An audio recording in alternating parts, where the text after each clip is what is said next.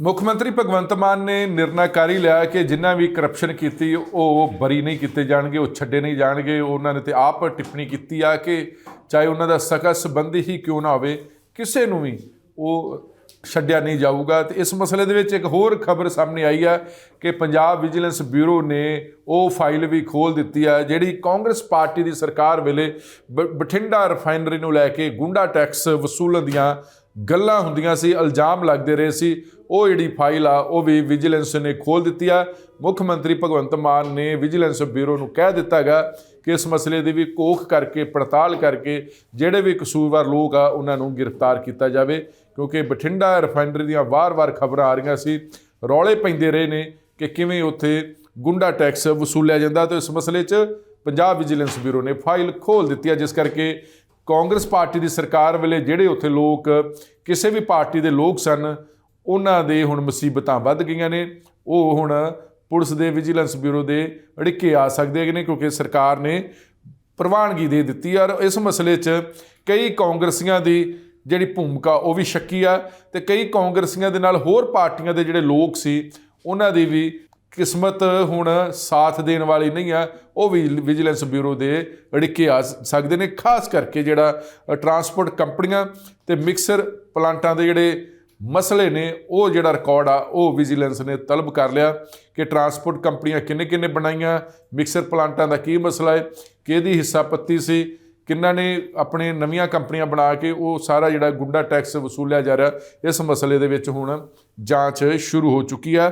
Punjab vigilance bureau ਨੇ ਕਾਂਗਰਸ ਸਰਕਾਰ ਵੇਲੇ ਜਿਹੜਾ ਮਸਲਾ ਸੀ ਬਠਿੰਡਾ ਰਿਫਾਈਨਰੀ 'ਚ ਸ਼ਰੇਆਮ ਗੁੰਡਾ ਟੈਕਸ ਚੱਲਦਾ ਸੀ, ਉਹਦੀ ਫਾਈਲ ਖੋਲ੍ਹ ਦਿੱਤੀ ਆ। ਔਰ ਇਸ ਮਸਲੇ 'ਚ ਬਠਿੰਡਾ ਦੇ ਐਸਐਸਪੀ ਨੂੰ ਇਹ ਜਾਂਚ ਦੇ ਦਿੱਤੀ ਗਈ ਹੈ, ਵਰਿੰਦਰ ਕੁਮਾਰ ਜਿਹੜੇ ਪੰਜਾਬ ਵਿਜੀਲੈਂਸ ਬਿਊਰੋ ਦੇ ਚੀਫ ਨੇ, ਔਰ ਬਕਾਇਦਾ ਪੜਤਾਲ ਵੀ ਸ਼ੁਰੂ ਕਰ ਦਿੱਤੀ ਹੈਗੀ ਆ।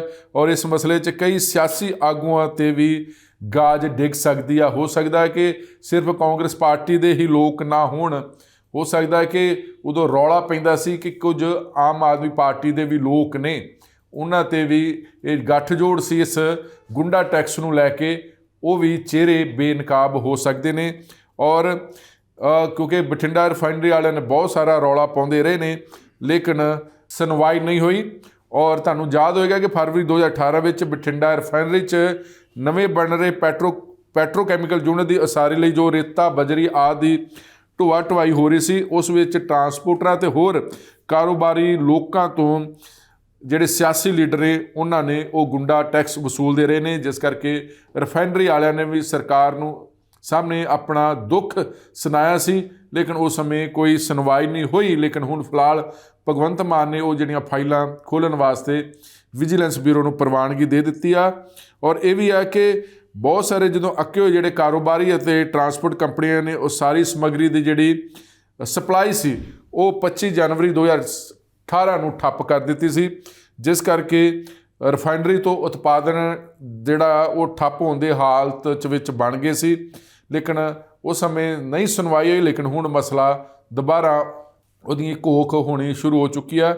ਔਰ ਇਹ ਵੀ ਜੋ ਜਾਣਕਾਰੀ ਮਿਲੀ ਹੈਗੀ ਆ ਕਿ ਜਿਹੜੇ ਹਾਕਮ ਧਿਰ ਦੇ ਤਤਕਾਲੀ ਵੱਡੇ ਆਗੂਆਂ 'ਚ ਵੀ ਗੁੰਡਾ ਟੈਕਸ ਜਿਹੜੇ ਦੇ ਮਸਲੇ ਦੇ ਵਿੱਚ ਵੰਡ ਵਡਾਈ ਤੋਂ ਵੀ ਰੌਲਾ ਪੈਂਦਾ ਰਿਹਾ।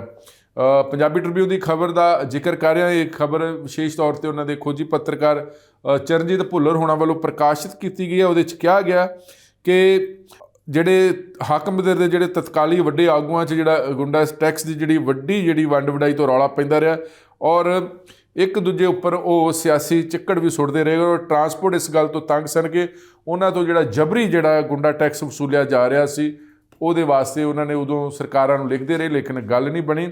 ਔਰ ਕਈ ਕੰਪਨੀ ਮਾਲਕਾਂ ਨੇ ਤੇ ਸ਼ਰੇਆਮ ਇਨਕਾਰ ਕਰ ਦਿੱਤਾ ਸੀ ਅਤੇ ਬਕਾਇਦਾ ਇਸ ਮਸਲੇ 'ਚ ਮੁੱਖ ਮੰਤਰੀ ਅਤੇ ਜ਼ਿਲ੍ਹਾ ਪ੍ਰਸ਼ਾਸਨ ਤੱਕ ਵੀ ਪਹੁੰਚ ਕੀਤੀ ਸੀ। ਉਸ ਸਮੇਂ ਜਿਹੜੇ ਮੁੱਖ ਮੰਤਰੀ ਕੈਪਟਨ ਅਮਰਿੰਦਰ ਸਿੰਘ ਉਹਦੇ ਦਫ਼ਤਰ ਦੇ ਤੱਕ ਵੀ ਇਸ ਮਸਲੇ ਦੀਆਂ ਗੱਲਾਂ ਹੋਈਆਂ ਸੀ, ਲੇਕਿਨ ਪੜਤਾਲ ਨਹੀਂ ਹੋਈ।